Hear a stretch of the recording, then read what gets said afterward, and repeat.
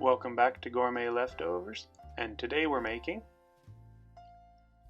tangy honey garlic pork chops. So I like to use pork loin chops. Take a knife and put a few slices in around the outside and through the fat. This helps the pork chops lie flat when they're cooking. We're going to season those with a little bit of salt and pepper. And then we'll throw them in a pan with a medium-high heat, lightly oiled. The minimum recommended cooking temperature for pork is 145 degrees Fahrenheit or 63 degrees Celsius with at least a 3-minute resting period.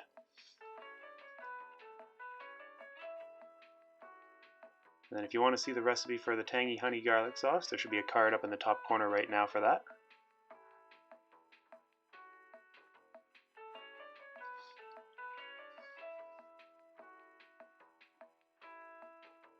Plate those up with a nice side of rice and a little tossed salad. And I top the pork chops with a little bit of sesame seeds. Thanks for watching, and don't forget to subscribe for more videos.